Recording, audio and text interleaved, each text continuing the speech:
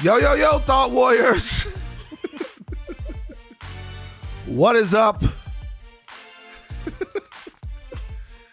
Higher Learning is on. It is I, Van Lathan Jr. And it's me, Rachel Lindsay. Rachel birthday! Donnie! Trudy! All right. It's a celebration. I don't believe in working on my birthday, but you know, for Higher Learning, of course I'm here. Where else would I be? Everybody take a shot. It's Rachel's 19th birthday. It's Rachel's 19th birthday. Everybody take a shot.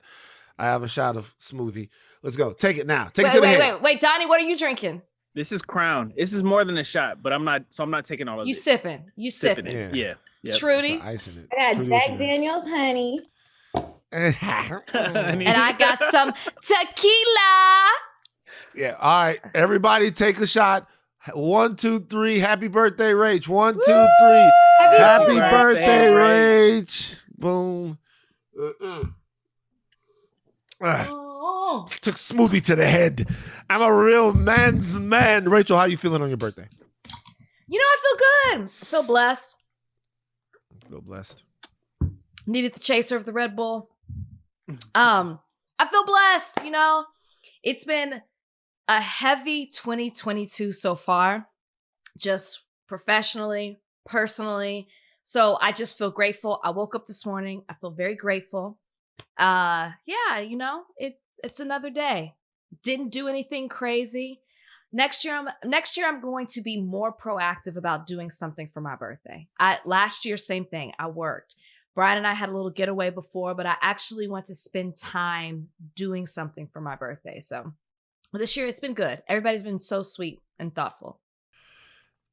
Trudy and Donnie, you guys can you can go back. I don't know what you think you're doing. Take your video. Thanks, guys. Yeah, I appreciate you guys.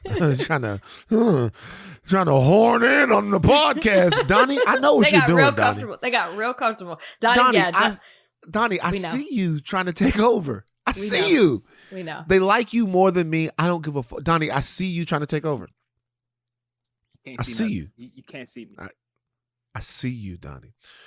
So you don't have any special plans for your birthday this weekend? It's like nothing. Oh, by the way, I would like to say happy birthday to Kalika Abrams. To Kalika! Kalika's birthday too. Birthday as well. Birthday twins. Special little beautiful mouse. Her birthday. She's like, little beautiful. Hey, baby. How you doing, baby? Do you have anything going on this weekend? No. Well, yes and no. We went to OC last weekend. That was a pre-birthday celebration. Brian's friend's coming in town. We're going to do a little something tomorrow. And then I'm having massages with one of my oldest friends. I don't even know how long it's been since we met. I mean, I feel like I've known her my whole life. She lives out here. So we're going to have massages. And yeah, and then it's super chill. Sunday, I'm doing the LA Book Festival. So I'm doing a panel there. That'll be fun. Book Fest. But we've already heard of Miss Me With That.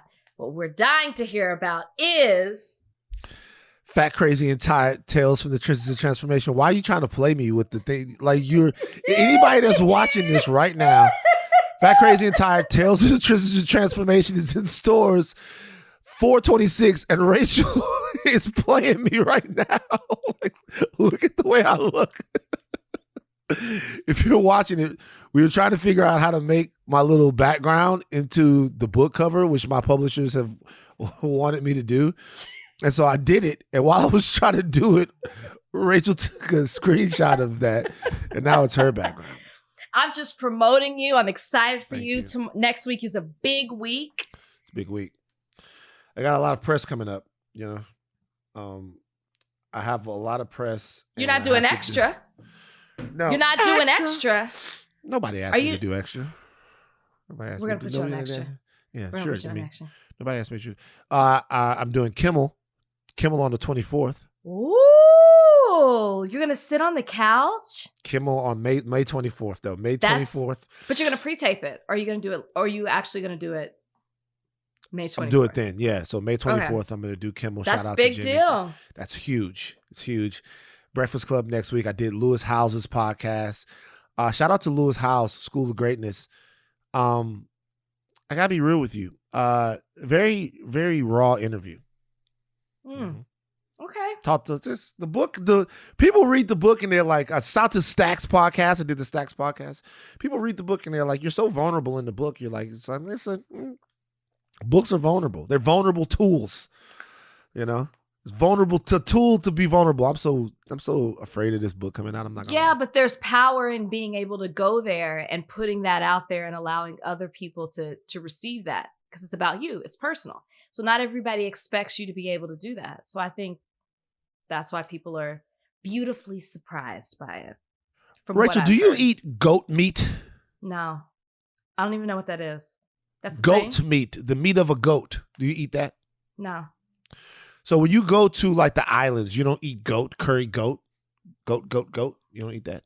I've never even seen goat meat on the menu when I've been in the islands. And why do we move? Is this in the book? No. What like Oh.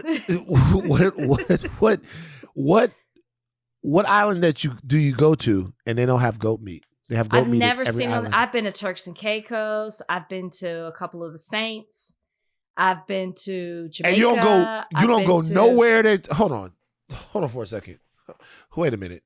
So you've been to all of these islands and you've never been to any place where they got the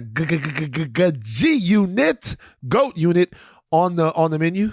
If they have, it didn't stand out to me. I don't ever remember seeing goat meat on the menu. But why are we talking about this more importantly? Like how did we move to this? I just want to know if you've tried it. Rachel. I haven't. Is it good? It is good. Ew. Okay. Donnie, Trudy, have you guys eaten goat?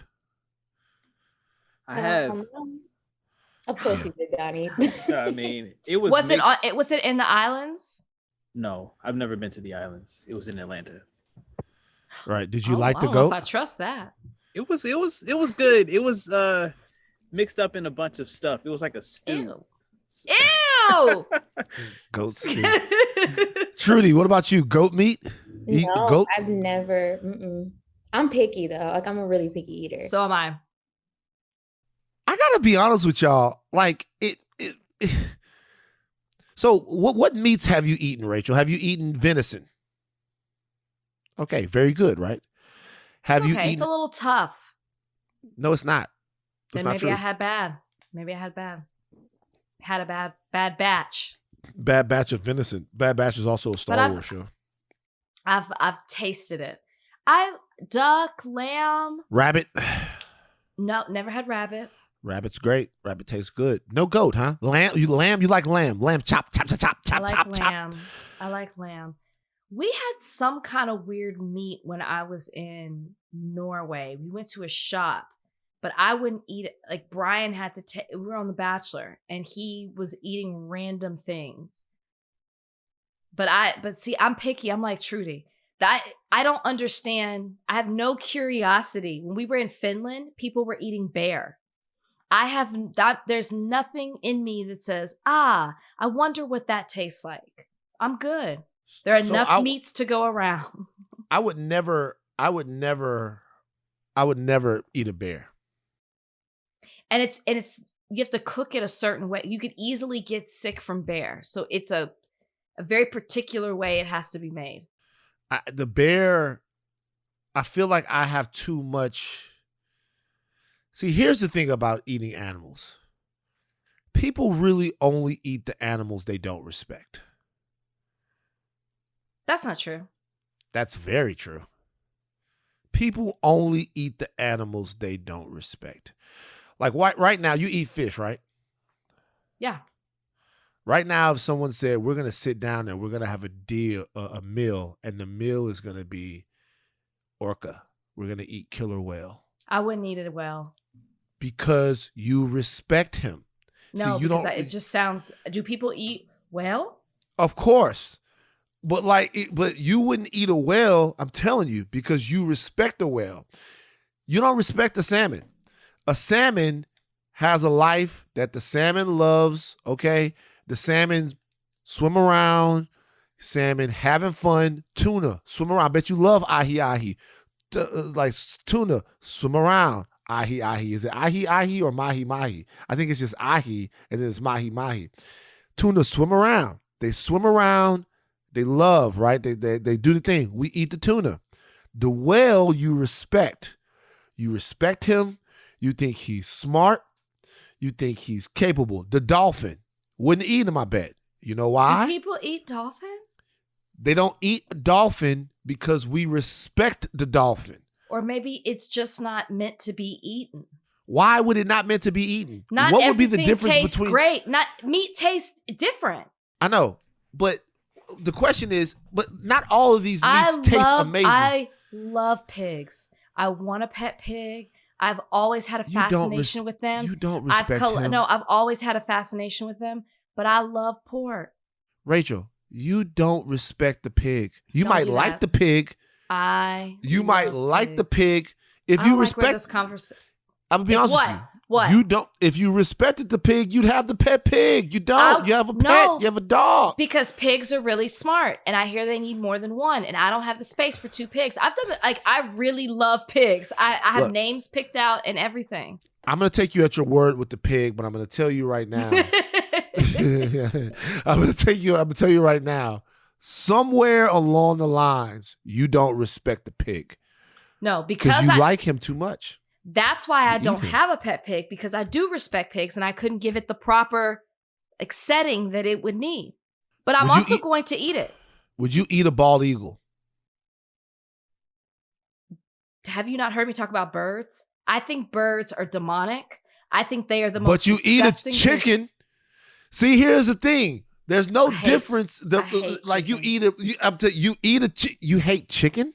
Like as animals. You're right. Oh, I right. have no respect. I have no You respect eat- for chicken. You're I not hate gonna them. eat a bald eagle, but you will eat a chicken because we only eat animals that we don't respect. I'm telling you.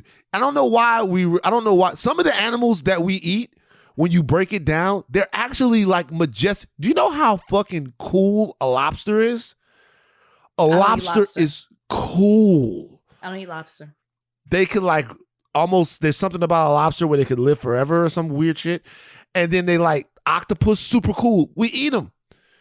Like they're cool, but we don't respect them. We Where don't did this come from? I'm Did you just- read something? Did you eat something? Did We you don't feel a certain way? We don't respect the lobster. We don't respect the octopus, and those animals are really cool. We just don't respect them. We only eat animals we don't respect. Okay, when it comes to fish and things of the sea, you're absolutely right. I could care less. I don't even really consider them animals. I just- Wait a minute. Rachel. Wait a minute. I'm gonna get in Somebody's so gonna much come trouble for this. I'm Glue gonna get in so much- themselves to the floor of the So- podcast. I could care less about a salmon, a shrimp. I'm sorry. I don't. Catfish. I don't care. I don't care about them. But you know Dolphins, what? yes, I actually have fascination with dolphins. Because you respect them. You're right, I do. Because a dolphin does things that you respect. I We feel only like eat the fish are animals we meant to don't be respect. eaten. Sorry. Well, look, here's the thing about that. Most things are meant to be eaten. Because most things are in the food chain. You know? All right. So most all things right, are meant to be eaten. all And right. it's just an interesting way in how you should live in symbiosis with the nature. But most things, there are only a couple of really truly apex predators that were really not meant to be eaten. And maybe the orca is an apex predator, which is really maybe why we don't think about eating him. But most things are meant to be eaten. For example, we eat the deer, but we don't eat the animals that prey on the deer. Maybe it's the fact that these are apex predators that we don't, maybe we have a respect for them because we're an apex predator. See, we respect. It's all about Do respect, people Rachel. eat lion? I'm sure they do, but like it doesn't feel right because we respect them. It doesn't feel But, right like, to I'm eat good. elephant. We I'm- respect the elephant. I'm good with the pork, the chicken, the beef. I don't need to venture past that. Fish. I don't need to venture past that. I'm good. Let's play a game show real quick called Animal Games. Are you down? Sure. All right. So everybody right now, everybody pop your screen on. Welcome time back, for- guys. Welcome back. It's time for Animal Games. I'm obsessed with the fact that we don't know anything about animals. We're starting with Trudy. Trudy, animal games. You have 15 seconds to name 5 mammals. Go. You, an elephant, a tiger, a deer, a bear, a dog. Boom! Am I done? Boom. Animal games. Trudy, 1 point. Donnie, you have 15 seconds to name 5 members of the marsupial family. Fuck. Oh, 15 seconds. Animal games. All right. Go, Donnie. Go, Donnie, go. Kangaroo, wallaby. There's like a dog. It's Tasmanian devil. Tick. That counts. Wow. Tick, tick, tick, tick. Wow. Tick, tick, tick, tick, tick. Boom! You lose. Okay. Animal Donnie, games. I wouldn't have named one. Rachel, are you ready for animal games? No, I quit. You lost me. You lost me at marsupial. I don't. Oh my God. Every Thursday, we're I gonna thought do those animal. every one of those things you named, Donnie, I thought were mammals. Every Thursday, They are. They Every are mammals Thursday. as well? Okay. we're gonna do animal games. Rachel, animal games for you. You have What? 15 seconds to name 5 amphibious creatures. Frog. Boom. A gecko. Is that a reptile? It's a reptile. I don't think it's amphibious. It might be. I'll give it to you. Okay. A crocodile. Yes. Yes, Rachel. Yes. An alligator. Yes. Rachel, they're different. You got one more. Come on, Rachel. Amphibians. Think about it. They slither around. That's a reptile. I'm confusing them with reptiles. They're reptiles who are amphibious. It's the same. Snakes. Yes, a water moccasin is also amphibious. Well, that Or counts maybe as a it's snake. Or maybe it's not. You know what? By the way, I'm governing Shit. animal games right now. Look, I'm governing animal games, and I don't really know if I'm right about any of these things. I don't know. Is it Donnie? Check this out. I don't know if a gecko is amphibious. This game is first of going all. on. Secondly, is a moccasin amphibious? I'm sure. Okay. Frogs, toads, salamanders, newts, geckos got to fit in there. Got to be one of them. Yeah. Is a water moccasin amphibious? This Water gecko is a reptile and a salamander is an amphibian. Damn. Trudy, you're supposed to be with me. I'm sorry. Donnie, I don't think there are that many amphibians. I don't see 5. it's 5 amphibians. God wouldn't have bothered to make the amphibians if it was less than 5 of them. Water Donnie, snakes what are do you- not amphibious. Damn. So I was wrong too. So water snakes are not amphibious. All right. So who's gonna give me an animal games category before we leave? Animal games. I nominate Donnie. Make it hard. Because I Donnie. don't know anything about science. Let's play animal games right now, and then we can get to the rest of the depressing ass podcast because the news stories that we have to cover are not great this week. I'm still trying to find 5 amphibians. I'm sorry, y'all. There aren't. They're not 5 different amphibians. No, Donnie. because they're like 20 different types of frogs that are considered amphibians. So this is what we're gonna do. Next Thursday, we're gonna have the Thought Warriors come up with the animal games questions. Because I'm obsessed about people learning more about animals. And then Donnie, you're gonna ask me and Rachel the animal games questions. And we're gonna have we're gonna go back and forth. And we're gonna start having our guests are gonna have to everyone's gonna learn more about animals due to this podcast. We don't know enough about animals. I'm serious about this. Name 5 invertebrates. Invertebrates. A worm, a scorpion, an ant, a mosquito, and a fucking gnat. I don't know. God damn it. Worms is right for sure. And then insects are invertebrates, right? So all I gotta do is name Insects, yep. So if I name a bunch of, I wonder if all those insects count under one thing though. If I can't name different insects. No, yeah. Apparently worms are, crustaceans, I believe are, Right. arachnids.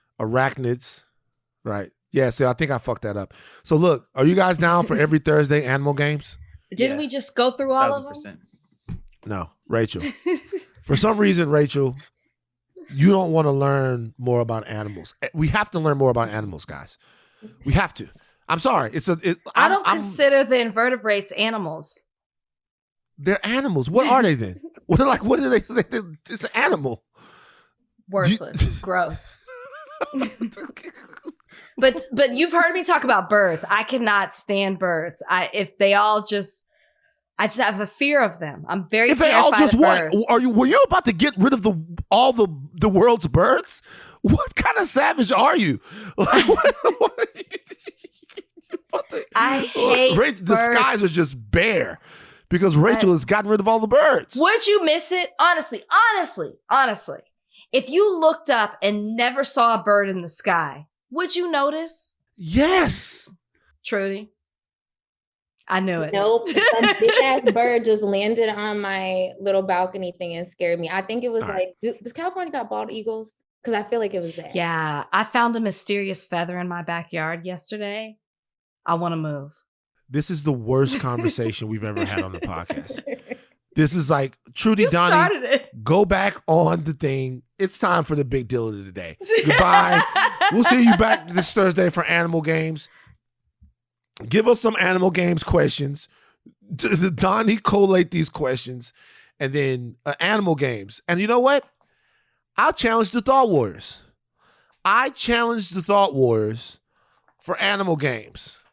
I challenge you guys. I don't think y'all know either. Anything about animals. We got to learn more about animals.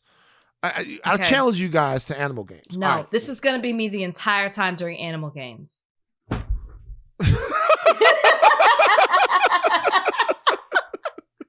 All right, we're going to take a break, come back with the big deal of the day. Okay, the Justice Department appeals the ruling lifting the transit mask mandate after CDC request. The Department of Justice has moved to appeal a ruling that struck down the federal mask mandate on planes, trains, and transit systems after a request by the Center for Disease Control and Prevention. Of course, everybody heard this. An appeals court judge ruled that the mask mandate, as enforced by airlines and trains and different places, buses, was unconstitutional, struck it down, and everybody burned their masks in jubilant freedom and said, it's time to get back to things, people. It was a revolt on Twitter. Well, now, Department of Justice has moved to appeal this ruling. On Monday, U.S. District Judge Catherine Kimball Mazzell was the one for the Middle District of, guess where? Florida, ruled that the travel mask mandate was unlawful, arguing that the CDC had overstepped its legal authority by imposing the mandate in February 2021. Now, airline passengers have had mixed results to this. Some people were like, hey, it's great, we don't have to wear masks anymore. Other people were like, it's going to be a coffee situation. Now, we should say that states can still choose to keep mask mandates for state-run public transportation. Yeah, whatever. But yeah, so there are places in the country right now where COVID is spiking, yet it seems like we're not masking. What are your thoughts about this, Rachel? I am hoping, I know that the Justice Department has appealed this judge's ruling, and I'm hoping that that ruling is overturned. Because as you just mentioned, COVID is still spiking in certain places. We just saw Philadelphia implement their indoor mask policy. They brought it back. And I would imagine that they won't be the only city to do that. Sadly, we're not done with this. We're not anywhere close to being done with it. And I don't think it's too much to ask passengers on a plane to wear their mask. I plan on wearing mine. I don't think it's that big of a deal, but I think I was a little shocked. I thought, and I know people are divided on masks, but I thought when it came to planes or public transportation, I really thought the majority of the people really wanted to continue down this way, or at least wanted to we're going to, even when it was lifted. Like, I know me, I'm like, you know what? Why do we never wear masks on planes? I'm going to continue to do that. I just feel like we're in such close proximity to one another. You've seen other people do it. It makes sense to me. After going through a global pandemic, I want to continue to wear masks on public transportation, forms of transportation. I'm shocked at how quickly people were to jump to this, and how quickly flight attendants were to rip their mask off and walk down the aisles and get other people to throw down their mask. I really hope that they at least follow in line with what the federal mandate is, which is to continue it through May 3rd. And hopefully it continues after that. But we'll see. We'll see. I mean, I feel like this is the first step also into the new normal, right? Some people will wear masks. Some people won't. This will just be the way of the world. But I guess I'm shocked at the overwhelming number of people that are excited about this. So this week, DJ Casey died. Do you know who that is? Yes. The drama king. Yes. So DJ Casey died of COVID, 55 years old. DJ Casey was a gigantic figure in hip hop, huge figure in hip hop, particularly particularly New York hip hop, but really just hip hop period. He died of COVID, 55 years old. I know. Whether or not you guys want to admit it or not, whether or not we admit it or not, whether or not we talk about it or not, COVID is still killing people. There are people who have not had COVID yet. There are people who still have pre-existing conditions from COVID. COVID is still killing people. Look, there's blame to go around to everyone as to why we don't have a clear set of directives for how to deal with COVID. One is that we demanded a clear set of directives, and it's hard to get one with a with a virus that was novel. So we wanted to know what was true and what was false. And the reality was, well, some things are true today, false tomorrow. Some things are false today, true tomorrow. And that's just the nature of dealing with a new pathogen, right? Dealing with the new phenomenon, you're going to learn things and unlearn them. But the way our society is built now, we are not programmed to learn and unlearn on the fly. We're programmed to take a side and destroy the middle, right? We're programmed to take a side and fight with one another. So COVID was the perfect thing to force us into our bunkers. I get that. Having said that, I do feel like it was incumbent upon the people who are the higher ups and in charge of the American public health apparatus to be more forthright and be a little bit more forthcoming, or be better communicators, should I say, about the ever-evolving nature of that. I'm not saying that they didn't. Well, see, and the reason why I say that is because when these statements are coming out, a lot of times for a lot of people who didn't really dig into some of these things, they were spoken like law, and they weren't spoken like what they really are, which are best practices. We don't have anything that can stop COVID in its tracks. Nothing. We don't have anything that can really stop any disease in its tracks. We have things that are highly effective. What we have are best practices. And there's a way that you communicate that. And I don't feel it was communicated like that the way that it should be. At first, don't do this, then do this, then after that, do something else. So for a lot of people, that was confusing for them. Never was confusing for me, but I could see how it was confusing for some people. To me, if the mask would help you 1%,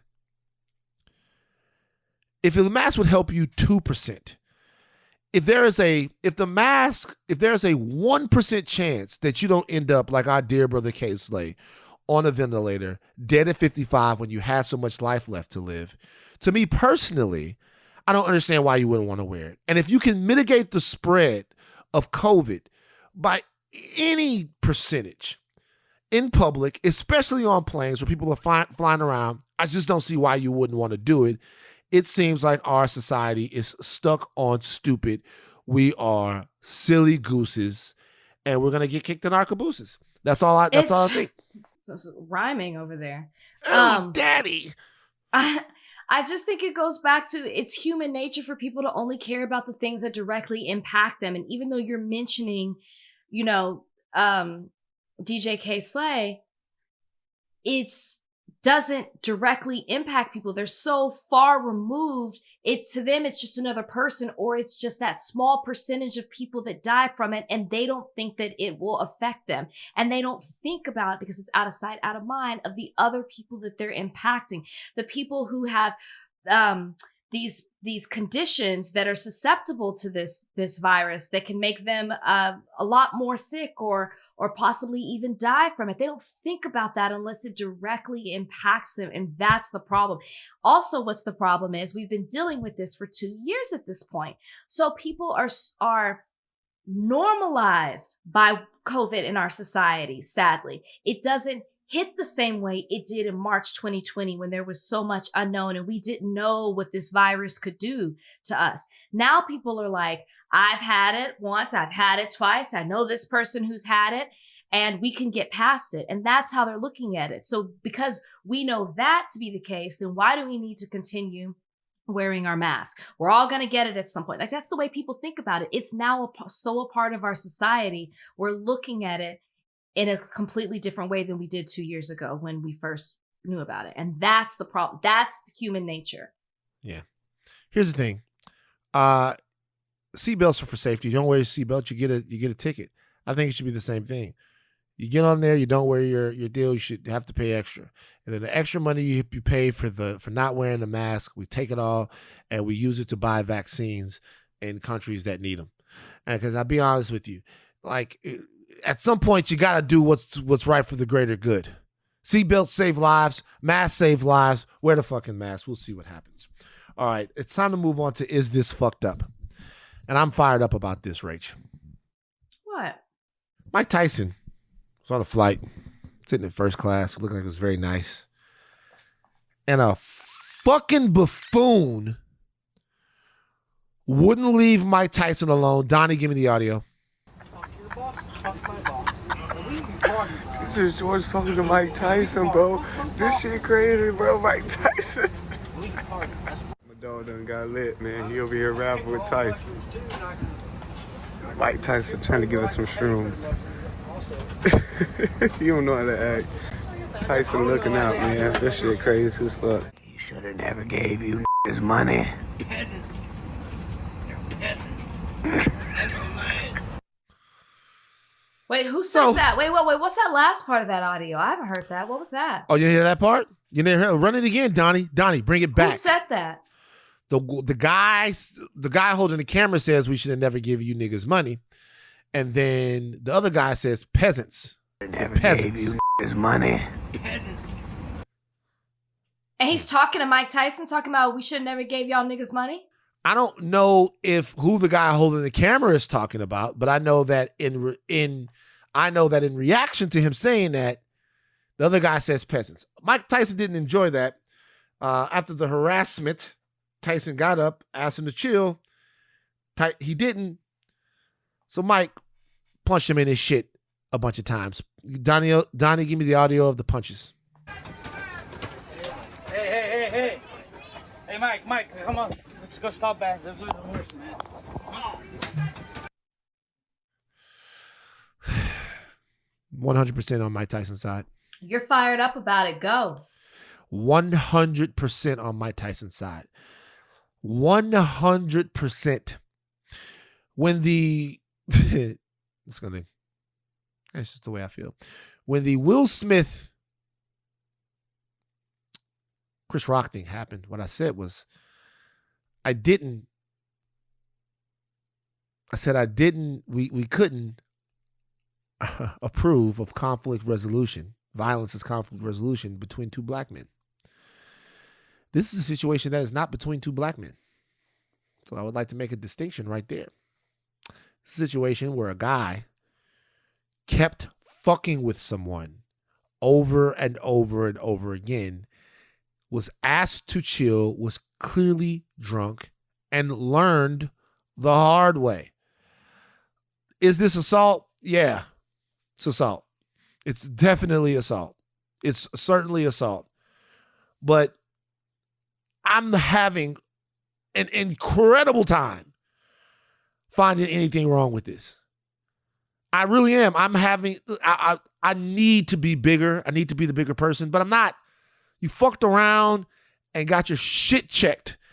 And you asked for it. This is what you wanted to happen. You wanted this. I feel like I don't know what the fuck you thought was going to happen. Like, I was on a plane going somewhere, and I saw something that was amazing. I saw a lady who was sleeping, right? That's in first class. Ooh. I saw a lady who was sleeping. She's in the aisle seat. No, actually, the lady who was sleeping was in the window seat. The other lady was in the aisle seat. The aisle seat lady reached over the window seat lady when the window seat lady was sleeping and closed her I've little seen lid. this happen before. Right? Closed her little lid. The lady, and when she did this, she accidentally spilled some ginger ale on the lady. Oh. The lady woke up. Was like, "Yo, what are you doing?"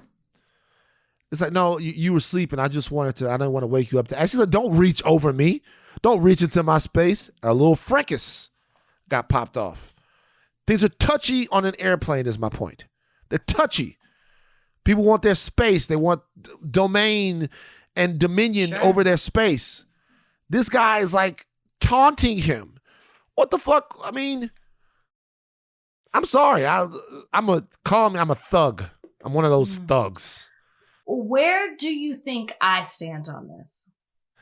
I think you would have probably took a fork and stabbed the guy in his neck and watched the blood ooze out of his body. I think you probably would have like taken, the ginger ale can and twisted it into a knife and waited for the guy to jump up and jumped on his back and stabbed him several times. Watched the blood ooze out and then looked at everybody else and was like, "Y'all have a fucking problem?" Wow. Because I'll use it again. That's what I think Okay. you'd have done. Okay. Are we done? First of all, my first thought when I saw this, I think you would have took your shoe off and made a noose out of it, like a strangle thing, and jumped on the guy's back and strangled him to death, and like then turned around as the life was draining from his eyes and locked eyes with him, and was like, "Him, you shouldn't have fucked up like in The Equalizer." That's the last one. So, my first thought when I saw this video is, where are the flight attendants? Okay, you pay all this money for first class. It clearly was a long flight. He was going from San Francisco to Florida, I believe. Mm-hmm. He was in a lie down type seat, kind of, maybe not. You pay all this money to have your space, quiet time, to be attended on, and then this is happening. Where are the flight attendants and why are they not doing their job? What I would have initially done is, I'm sorry, where are the flight attendants? Flight attendant doesn't want to do their job. Looks like I got to take matters into my own hands. I would have been talking back. I would have definitely had something to say. Once I heard the N-word used, I'm throwing hands. I'm choking you. I'm slapping you. I'm punching you. I'm doing something. And to add to that, Mike Tyson's camp is saying that he threw a water bottle at him. And that is when he lost control. I'm sorry. I've talked about this before multiple times on the podcast. I'm already a little like feeling a certain way on a plane. I just like to be quiet to my space. And I'm sure Mike Tyson is that. Everybody recognizes Mike Tyson. He probably already got on that plane with people wanting pictures, with people wanting to talk to him, with people wanting to be like, "Hey, champ," like throw punches at him. I'm sure he was like over it. Then you get on the plane. All you want to do is sit there, watch a movie, maybe read, or just go to sleep. Or maybe do some work. I don't know what Mike Tyson was doing. And then you're being harassed. Okay, what Mike Tyson might have done is assault, but this guy was harassing him. Another crime. And it wasn't stopping. And sometimes, so I agree with you. I immediately thought about people are going to get on us because of what we said about the Will Smith, Chris Rock situation. But to me, it's two totally different things. Chris Rock said a joke. Will Smith overreacted. This was harassment. He kept going and going. And in addition to him verbally harassing him, you had somebody else filming it. At one point, you see Mike Tyson look over like, "Come on, y'all are filming this?" It's like they wanted a reaction out of him. You want a reaction? I'm going to give you a reaction. I wholeheartedly agree with what Mike Tyson did, especially if you heard him say the N-word. You're harassing me in my personal space. You threw a water bottle at me and you said the N-word or peasants or whatever. Those are fighting words. Would you like to hear my last scenario for how you would have dealt with it? Go ahead. You can't help yourself. I think you'd have gone to the front, switched into a flight attendant's uniform, waited to meal service, and then put strychnine in the guy's food. Put what? Strychnine. Stop. And into his food. And then as he ate the food, you'd stand there just looking at him like, night, night. Look, I don't like violence, man. But can we agree sometimes that you just gotta get a violence? nigga. No, we can't. We can't agree that words are violence. They're not. But we've words literally are violence and violence. No. You've literally said that the N-word is violent. The N-word is. We've had that conversation. The N-word is special. There's another because the N-word is the exception, not the rule. Well, that word was used. Right, the N-word is the exception, not the rule. There's very few words to me, and people will have other words, but there are very few words to me that just invoke. I can think of maybe one other. One shout out to my Jewish brothers and sisters that invoke the deaths of 100 million people. And like the degradation of all of that, and just like they're very. The N-word to me is a singular flashpoint word that means subhuman thing that you can kill. Well, that word was used. Also, was Mike Tyson wearing a mask? Probably not. I don't think so. He probably was. That guy didn't look like he was wearing a mask either. Well, I kind of falls in line with how. But you know what though? Like sometimes that drunk white boy shit.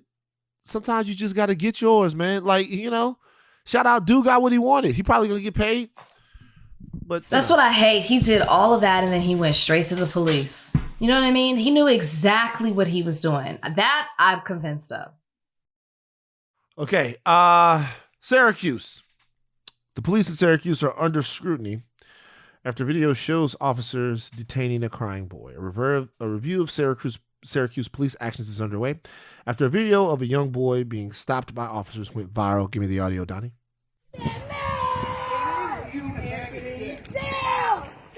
What is y'all doing? What is y'all doing? Guess. Take a guess what I'm doing. Hey, he like a baby to me. Why you? Guess what I'm doing. I don't know what you doing. I just see you snatch him up off the. So what? So what's going on then? You're stealing stuff. If you break into your house, you steal something. Nah, man. What is that? A bag of chips? So y'all treat me like a whole cold-blooded fucking killer? Keep walking, dude. You don't even know what you're Keep talking walking. about. I know what I just came up and see. I know the fuck I just came up and see. Okay, what'd you see? I see y'all snatching him up a bike like he a fucking grown-ass man. Ain't he saying it wasn't him?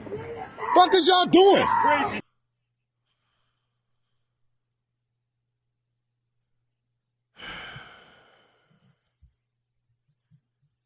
Yo, man.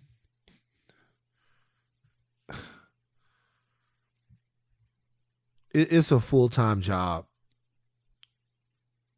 to not just like get consumed with hate. Like you got to work overtime. You got to work overtime to not just hate everything.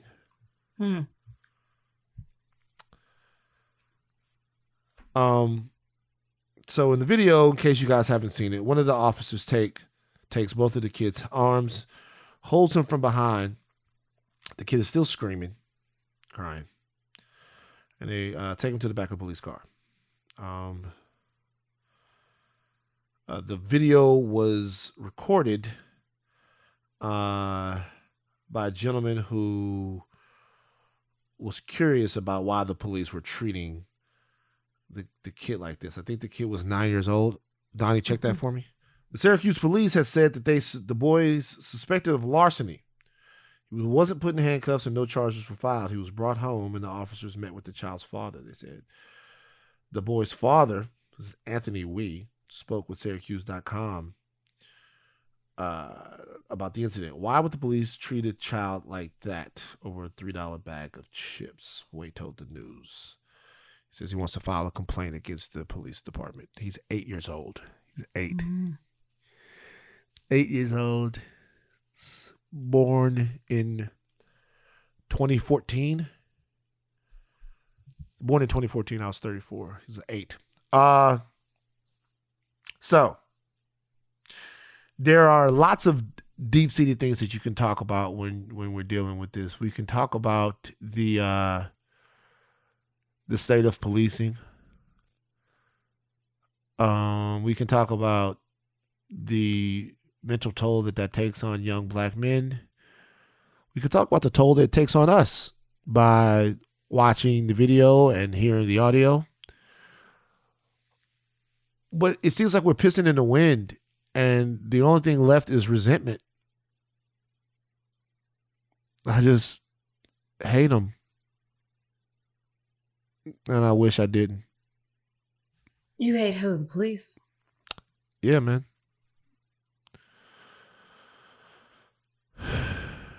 I'm not saying like we don't. I'm not saying we don't like need cops. I just like it's just. It just That's points just to another instance where, like you're saying, it's not that you don't need them, but it just points to another instance, and it doesn't seem to stop. And mind you, these are just the instances that are captured on audio or video, or that somebody's lived to tell a story about. It makes no sense why this was done. And then there was a statistic that said like 2,600 arrests have been made for children between the ages of 5 and 9 or something wild like that. Why in the world, when in New York, you have to be 12 to be arrested, and they'll say he wasn't arrested, he was detained. It doesn't matter. Why in the world was this necessary? If you were trying to send a message, you obviously have don't care about the well-being of that child and how traumatizing this will be for him for the rest of his life. He is 8 years old. I don't know how he viewed police before, but he will never view police the same again.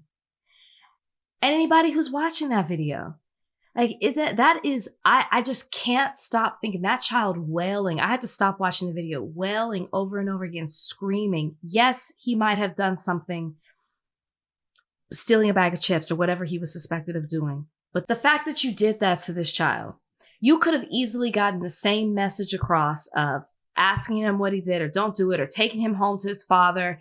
And you know what I mean? Like, without having to do the dramatics of that, and then being so forceful with it when someone was questioning you about it, as if treating this child like he's not a human being. I think that was the most gut-wrenching thing of the entire video. They weren't even treating him like he was a human being. So when people ask questions about police and how they handle certain situations, it's these instances that we have to continue to sadly point to. That's tough. I didn't even watch the full video. Are you familiar with the relationship between Batman and the Joker? I think so. Enough. So it's like Batman is who he is because of something that happened to him as a kid, right? As a youth, he's scarred. Bruce Wayne has PTSD, right? Right. But the reason why Batman and the Joker are the most compelling hero-villain duo in all of comic books is because they need each other. Like, they need each other. Like, Batman and the Joker, the Joker necessitates Batman, and Batman necessitates the Joker. The Joker is an anarchist, a crazy, homicidally insane, psychopathic killer with absolutely zero code. Nothing matters. Batman is meticulous, is full of code, and conduct and all about what he won't do. Could have killed the Joker years ago, but he just won't kill him, right? So in that, you have this state of order in Gotham City. One guy represents this, the other guy represents that, but they need each other. And it's like, if they didn't have each other, they would create each other. If Batman didn't have the Joker, he would create a Joker. If the Joker didn't have Batman, he would create a Batman. I think that black people are the police's Joker. I think that the police don't need crime to justify their existence. They need black people. Forget about crime. Crime is too vague of a thing. All kinds of people commit crimes. Jaywalking is a crime. You know what I mean? Speeding is a crime. Stealing hundreds of millions of dollars from people in a Ponzi scheme, that's a crime. Crime is not the thing that the cops need.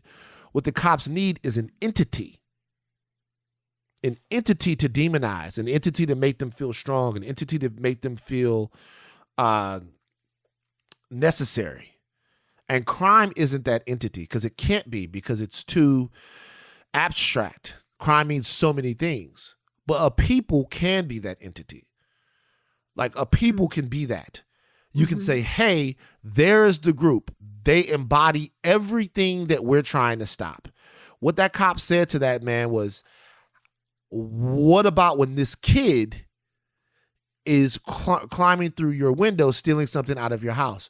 Do you understand the gulf of difference between jacking a $3 bag of chips in a store, if that's in fact what that young man did? Right.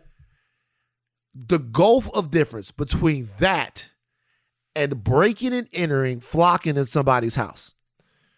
Do you understand how big of a difference that is? That is night and day. Like night and day. We need to understand that. Like start going around black or white and ask people if they've ever stolen anything out of the store. Stop, go around black or white.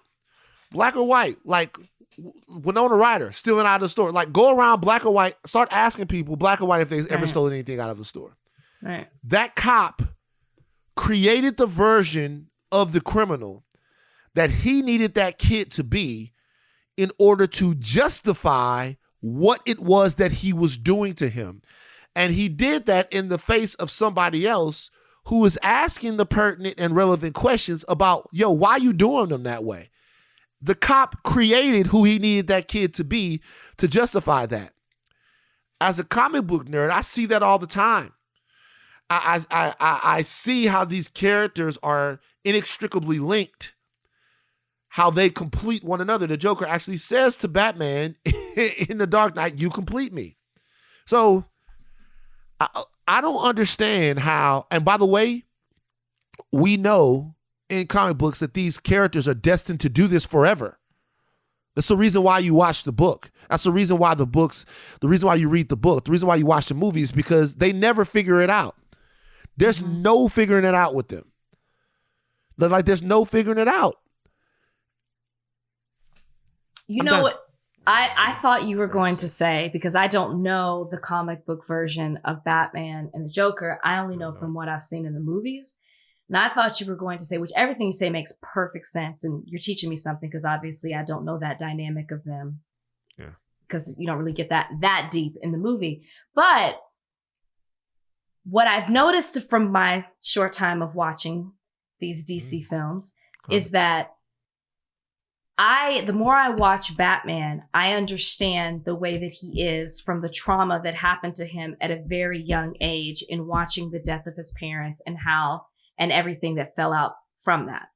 He is who he is because of what happened to him when he was younger. And this is what I thought you were going to say. Mm-hmm. When you watch The Joker, which might be one of my favorite movies. When you watch The Joker, Sick. You have a level of empathy for the Joker, and you actually understand why he became the Joker based on the trauma that he has gone through in his life. Mm-hmm. And I never expected that when I watched that movie, but I was like, my gosh, I get it. I get why Batman's the way that he is, why he became the Batman, Bruce Wayne. I get why the Joker has become who he is because of what he went through. Tried to fight it, but was basically like, this is how the world treats me. This is how I'm responding just to survive. That's what I took from it.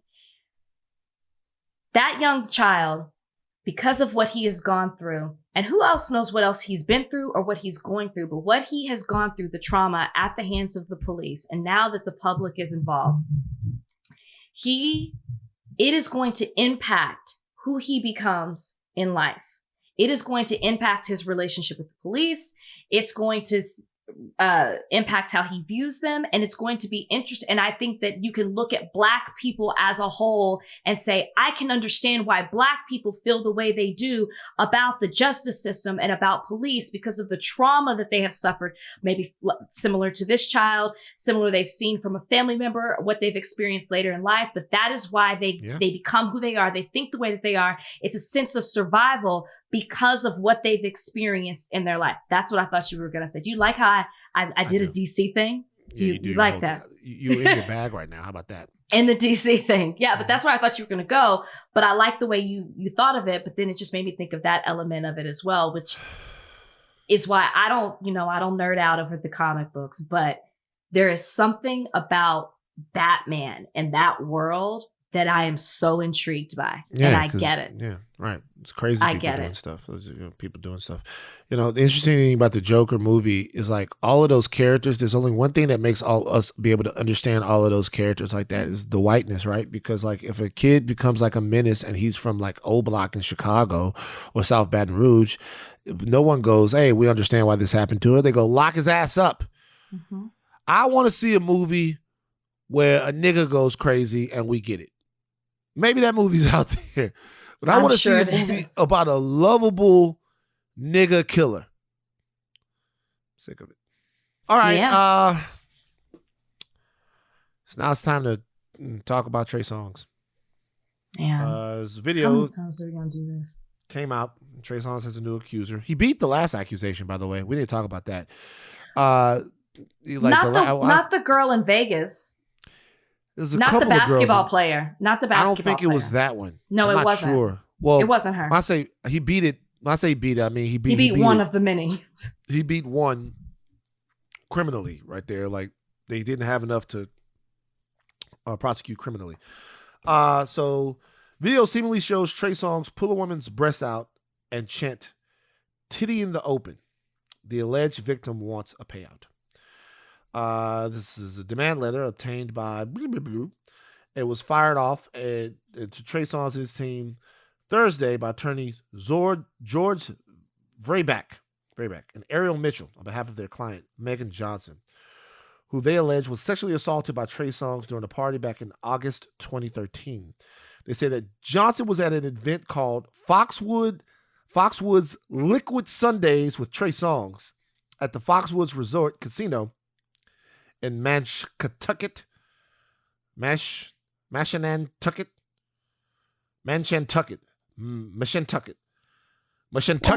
more time. Mashantucket, Connecticut. And it was there that they claim Megan encountered Trey at the VIP tent. And if you listen to it, if you see it, Trey clearly in this video, the lady has a bikini on and he pulls her breasts out. Listen to the audio here. I won't take a picture of that. City in the open. City in the open. I'm starting to tire. It's okay. Okay, so while it appears that she laughed it off in the video, the attorneys claim she was humiliated and the incident caused lasting damage, including severe emotional distress and self-harm.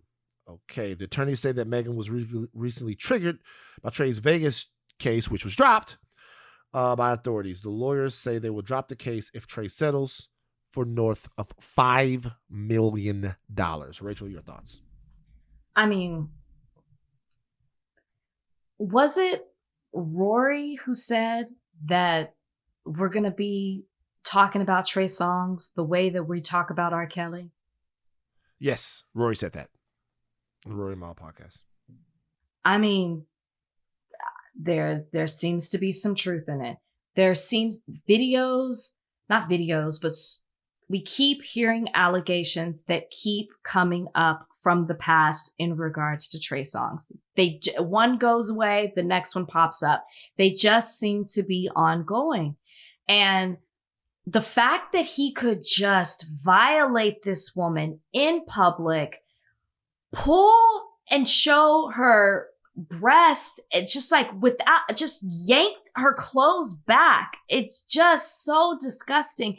And even more so that so many people were around. You hear one person cheer in the background when he says titty in the open, and his friends don't check him. And it's just like they allowed this behavior to continue. He saw nothing wrong with it. He should have been screaming, I just sexually assaulted this woman. And instead he said titty in the open, as if she was voluntarily showing her breast. She didn't do that. Why would he scream, I just sexually assaulted this woman? No, I'm saying that's what no, he wouldn't, but I'm just saying that's what he should have been saying, because that's what you did. It wasn't a titty in the open. You sexually assaulted her. I, without this permission, pulled this woman's bikini open and revealed her breast without her permission. That's what you should have been saying. It wasn't a titty in the open. It's when Girls Gone Wild. She didn't pull out her breast and just show them out. Like, that's not what she wanted to do. It's so just the fact that that's how he saw it, just a titty in the open, as if she wasn't a human being, a person, as if she didn't have feelings, rights, nothing. It was, oh, there's a titty in the open. He's twisted. $5 million. North of $5 million. A lot of people have commented on that number, saying, hey, that's way too much money to try to get for what they saw on camera. What was appropriate? What they want to ask for? $20,000? Do you want to say something? No, I'm just disappointed. I don't know. You can't put a number on. You can't put a number, people. Yeah, like you can't put a number on. I don't know. I don't have any thoughts about what goes on, and I think it's absolutely true that there are people that watch all of this stuff. They get triggered. They remember things that happened to them, and then now they're like, well, "What do I do?" Or like, "Well, how do I go about this?" Another thing that I'm happy about in this situation is that I'm glad that we all recognize that is assault, because I think that there was a time when we didn't. For sure. I think that there was a time when we just looked at that as hijinks, horseplay, fucking around. And I think that a lot of women have probably had to endure that. And men too, some men too probably have had to endure that without understanding that people don't have the right to do that. So I'm glad that we all see that now for the seriousness that it holds, that it brings with it. Trey is in a hell of a situation. He is. Trey's in a hell of a situation. Trey, it seems, and it would be difficult to say otherwise, that all of the things in the past of this brother are coming back, and that there needs to be some sort of reckoning or discussion or something that happens. I don't know who Trey Songz feels like he is. Like I said, I've known or talked in the past with Trey Songz. I don't know who he feels like he is, but there currently seem to be a lot of people who feel like they know who he is. And so there needs to be a conversation had, at the very least, from Trey Songz to the culture that deals with all of this. Somebody needs to say something. Somebody needs to talk about it, because it's not going anywhere. It seems as if there are breadcrumbs being left all over this city. This happened in Connecticut, in Vegas. I mean, everybody can't be lying. Well, the thing is to my knowledge, there hasn't been any like physical evidence as far as like video and audio in regards to the allegations until now, at least publicly that I'm aware of. It's been, this person has come out and is telling their story. When you couple all the stories that keep coming up, now with this video where this woman clearly did not consent to this behavior, you can't deny it. There's there's a common denominator here, and it is Trey Songz. So, I mean, seems like I keep thinking we're done talking about him, and then we hear about something else. Well, now we're not going to be this done. This time we saw it. Because I feel like there are a lot of women out there who, if they do have a run-in with him or if they do have something, they will be triggered and they will want their voices to be heard. So we'll see what happens with that. All right, DJ Envy has a book coming out. I want to make sure that the book is called Real Life, Real Love, Life Lessons on Joy, Pain, and the Magic That Holds Us Together. He's promoting his book with his beautiful wife, Gia Casey. And they talked about orgasms. Mm-hmm. They talked about a little origami. And this is what was said. I'm gonna let you guys listen to it. And I'm sure so many women can relate. Like, you want to reward that man for that work, and the only reward that you have to offer is an orgasm. But even if I didn't feel it, I would still be performative. So yes, I was faking it. We got into like a argument, and then she was like, "Well, I don't be having an orgasm." She didn't say it in that. She speaks way more eloquent than I would have. And I was like, what? And she was like, I don't. I'm like, no, yes, you do. I hear it. Like, yeah, and then she was like, no, I'm faking it. I'm like, every time? And she was like, yeah. And then that just crushed me because I thought I was putting in work. Like, I'm sitting there thinking I'm, Big Daddy Long Leg. Big Daddy Long Leg. Big Daddy Long Leg. Rachel, what are your thoughts about this? Do you relate to Gia Casey's plight? Relate? No. Okay, first of all, let me just give a strong no. Second,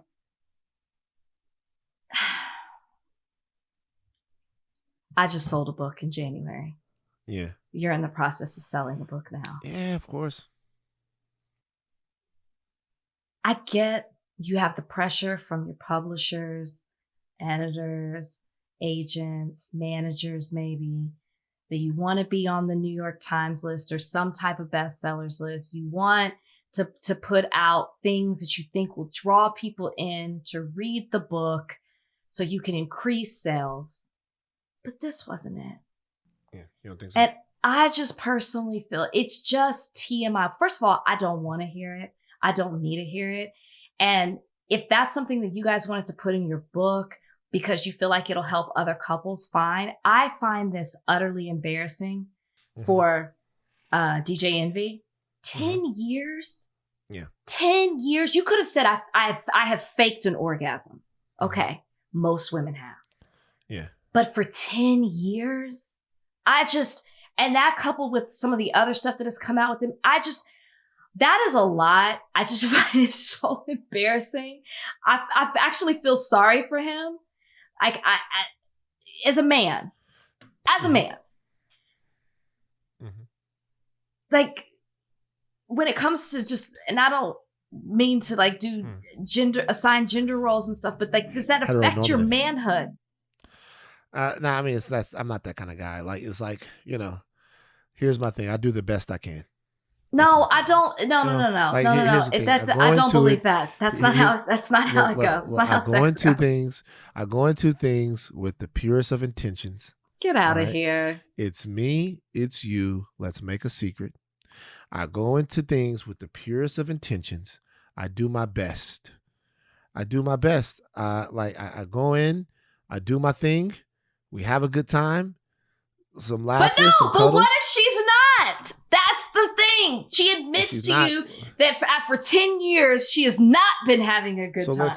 Let's explore this. Let's say that DJ Envy and his wife had sex twice a week in those 10 years. Okay, so that's 52 weeks in a year.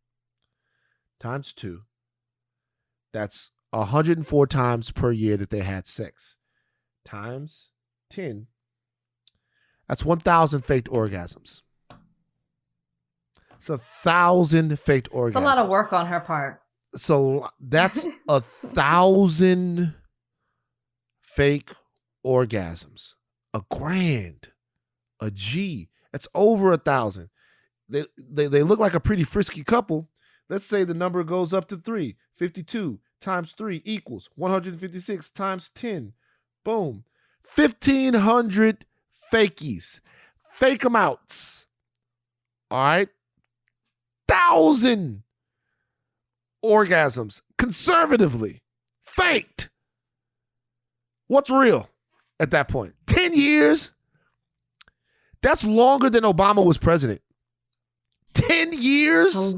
A year would be a long time to be faking it. A year would. It's just, I don't know how you recover from that. And you bring up a very good point. You bring up a very good point. That's me. Every relationship is to each their own. It's subjective, right? But like you said, what's real? I would just have a hard time swallowing that you've been lying to me. And it's not like you've been lying like, I don't know, with the budget or something.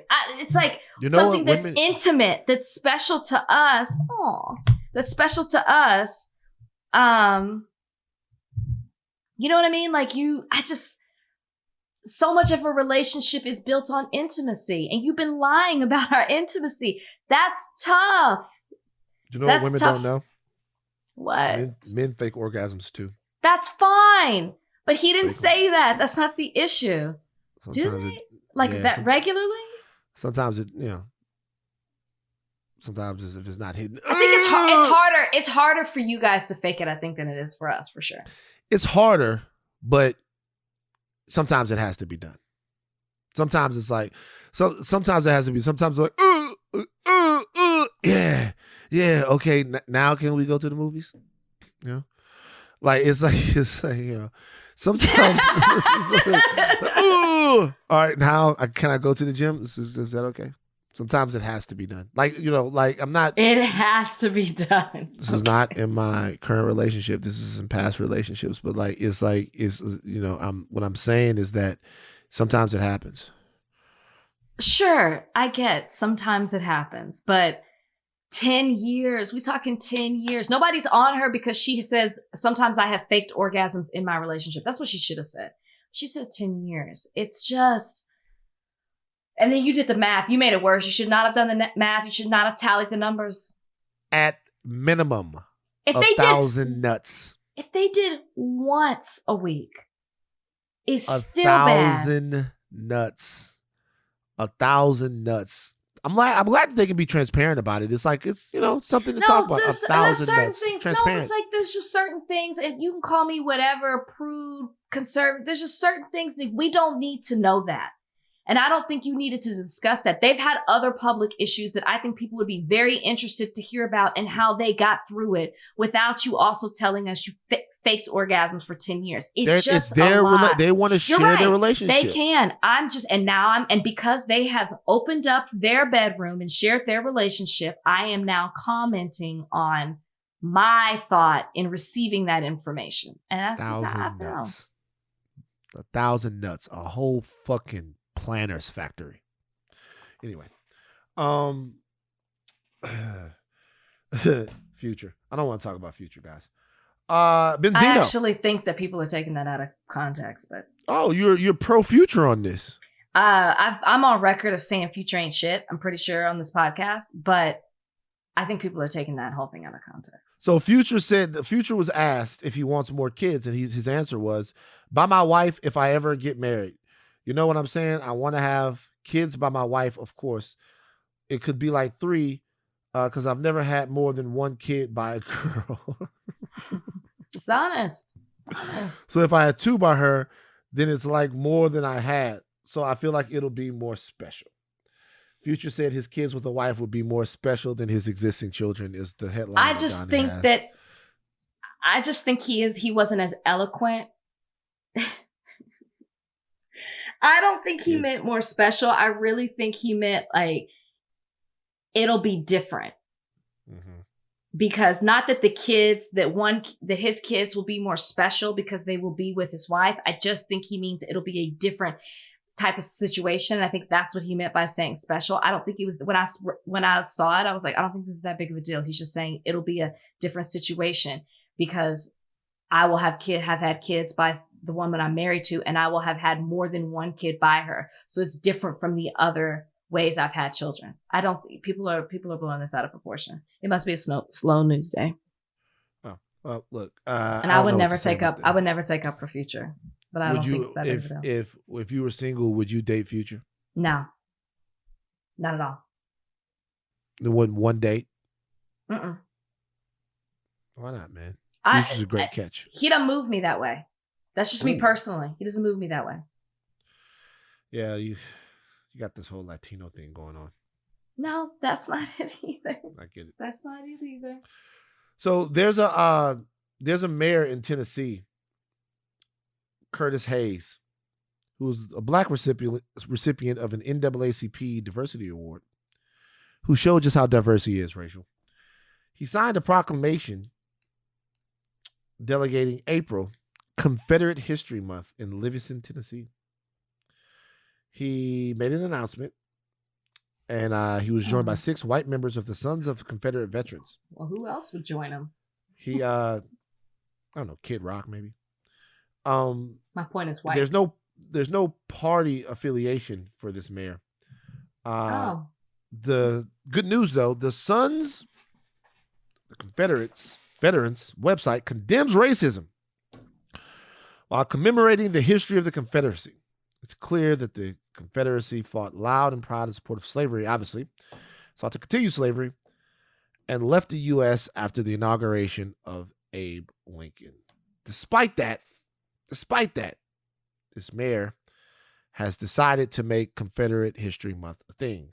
This is a trend here. Now, you have a larger body of states that are already commemorating the Confederacy. Florida has it. Georgia took it off the official state calendar after the Charleston, South Carolina church shooting, although it remains a state holiday. There's a lot of other places that have Confederate Memorial Day. Alabama, South Carolina, Mississippi, all of these places, they have it. But this is a black man in a city making this decision. I don't understand it. And I gotta give a percentage to it. Okay. Right now, the highest percentage of white man's nigga that we have is sitting at 60 from Rachel Lindsay. Do you remember who you gave it to? What was his name again? Clive? Clive. What was the guy's name? I see his face but I cannot think of his name. Y'all, what was his name? Harry Lennox. Harry Lennox. Yes. Clive. Rachel gave 60% white man's nigga to Harry Lennox for writing the Will Smith article for Variety. What percentage would this judge get, this mayor get, should I say, from Rachel Lindsay for ushering in Confederate Memorial Day in Livingston, Tennessee? What percentage? I mean, I think it's obvious here. He's off the charts. It's a full 100. There's no other way to slice this one. My gosh. And a picture of him just looking full WMN. I mean, the man, it is. They're talking about he don't have a party affiliation. Sir, please. Remember, y'all, he's an elected official. Vote him out. I can't even get into it. I don't want to get into a whole thing. I just wanted to put that on people's radar. I don't want to talk about like the Confederacy and what they mean. I'm sick of talking about dumb shit. I'm sick of talking about. Then people need to stop doing dumb shit. Like what I mean is this. Like I'm sick of the dumb shit. Like I don't want in any way to discuss why the Confederacy is fucked up. How long are they? Are niggas dense? Yes. It's a waste of time, Rachel. That one is. It's a waste of time to continuously have to talk about the same shit It's a fucking 150 years later, and we're still talking about the same shit. They lost. They got their asses kicked. They were slave-loving, inbred yokels. Fuck them all. And why do I have to think about the Confederacy in 2022? Why? Take every fucking statue down. Take every fucking holiday off the books. Fuck all your songs. Fuck all your traditions. Fuck your belt buckles. Fuck them all. I don't understand it. You know what? The Confederacy, I've never heard, there's only one team, one losing team that get talks about as much as the Confederacy. What's that? The USC. The USC that lost to Texas. They still talking about them like they're something special. They lost. Yes, they USC and fucking the Confederacy. The two fucking teams that lost. And niggas still try to act like they something special. The reality is this. You lost, Confederacy. It's over. We don't need to remember shit. Remember what? That y'all wanted to have slavery? Like, what is there? What else is there to remember? The states are still existing. The good old days. The states are still there. It's not like there's no more Louisiana. It's not like there's no more South Carolina. It's there.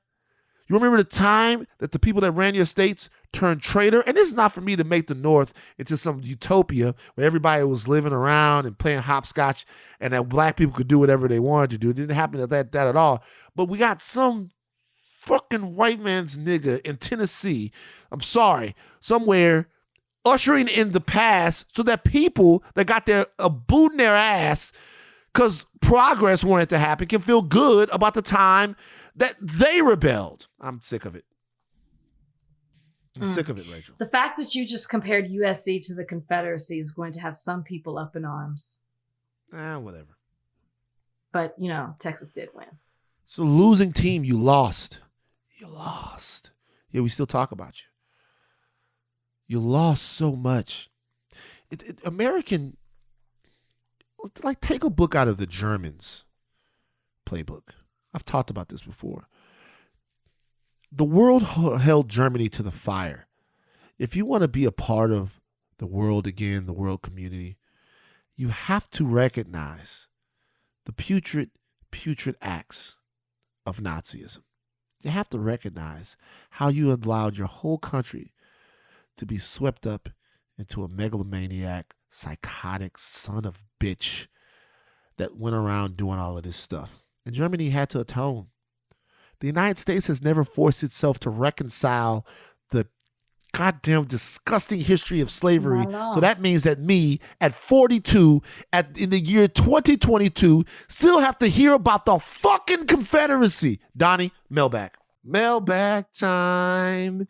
Time to read your letters and then we'll reply to them. Oh, it's mailbag time.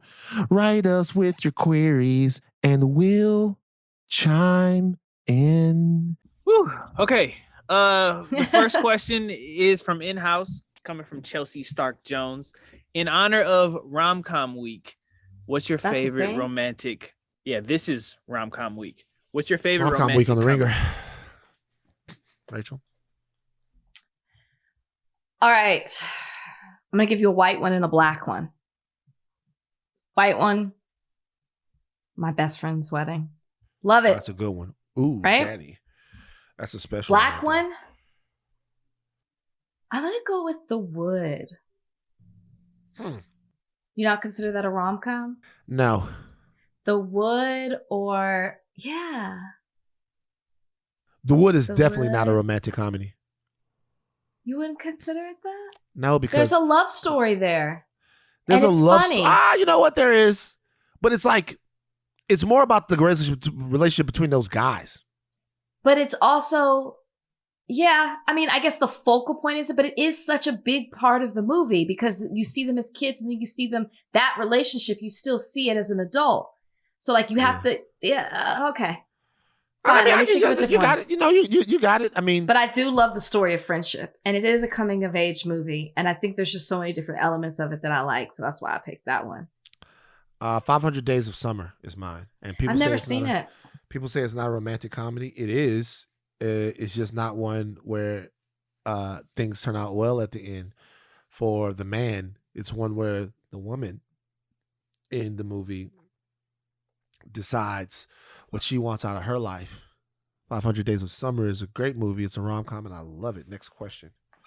All right, next one is from A Bird on IG. They sent this in last week. We're getting to it just now. Who is the best drug dealer between Nino Brown, Scarface, Avon Barksdale, and Franklin Saint? I'm going to go Avon. Of course, you're gonna choose The Wire. I'm going to go Avon. So Nino and Tony are basically the same character. They were both destined to fall.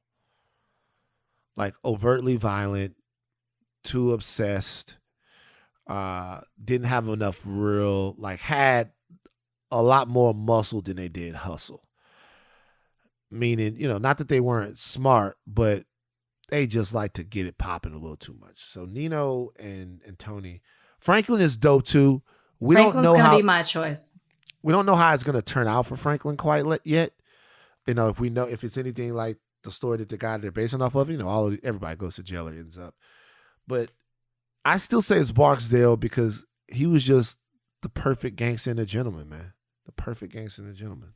Barksdale. Yeah, but see, I would give that to Franklin as well. Because what Franklin is doing that like a Nino didn't do is that Nino wasn't thinking big enough, right? Everything he did was in the same area. He didn't care about people. I mean, my gosh, he shielded his body with the child. He didn't care about anybody. Everybody, there was no loyalty even to his closest friends, to his girl, nothing. With what Franklin's doing is like he built a strong, or at least he thought, a strong circle of family and friends around him. He's thinking of this next generation. He's building, he's spreading out his money in different ways. He's investing his money. He's encouraging the people around him to do better, to do more of this, thinking that it won't last forever. I got to go Franklin. Franklin. I got you. And you'd never suspect it, too. Next one. All right, this next one is from Pristine Cabinet 5019 on Reddit. They ask, have y'all ever had sleep paralysis? Have you ever seen a shadow person while paralyzed? Okay, no. Yes and yes. I had sleep paralysis so bad one time that I literally, I woke up, I'm there, and it hasn't happened in a while. I woke up, I'm there, I'm like, ugh. I'm trying to move. My body won't move. And then all of a sudden, so I was laying off the edge of the couch, and I'm trying to move and my body won't move. My body will not move. I have sleep paralysis. And I look and I see a pair of feet. Like my head is hanging off the edge of the couch. I see a pair of feet, but there was nobody else in the house but me. I see feet. And then I freak out and I snap out of it. Were you on medicine? No, that's enough out of you. You downplay what I say. No. Because I've never had paralysis where I couldn't move. I was sick and I had taken medicine and I saw shadows moving. And I was like, I'm so tired. I can't even care if something happens or if this thing moves towards me. And I just but I think I was just drugged. So that's why I say no. No and no. I hope I was. Anyway, that's enough out of mailbag. Do you have an unexpected ally of the week? I do. I saw it earlier, but I'm not sure if I want to use it. Because you're so upset about all the drag of stories that we had today? that we did. Tommy Hilfiger, here's my unexpected ally of the week. Tommy Hilfiger launches new podcast highlighting the contributions of Black creatives. No, there's a lot of negative talk surrounding Tommy Hilfiger at times, but this seems to be something nice where he's highlighting the great things Black people are doing and giving a voice to creatives. So good for him. Great. Unexpected ally. You wouldn't expect me to say Tommy Hilfiger. I wouldn't expect that either. I mean, that's why he's unexpected for the he's week. Basically giving people the money that they owe him, that he owes them for making his shit hot in the first place. But I feel you, Tommy. I'm not gonna be a cynic just because the fucking cops and the Confederacy got me in my feelings today. I hope that Batman rant goes over. Sometimes I mix up the comic book stuff. I put it in, I don't know. I'm feeling a little bit, I'm tired. We'll let you know if it goes too far. Fat, Crazy, and Tired tales from the trenches of transformation. You guys, in stores 426. Oh my God, it's 426. I'm fat, crazy, and tired. Buy my book. Take your thinking caps off, but do not stop learning. I'm Van Lathan. And I'm Rachel Lindsay. Oh. Bye. Stop. Bye, guys.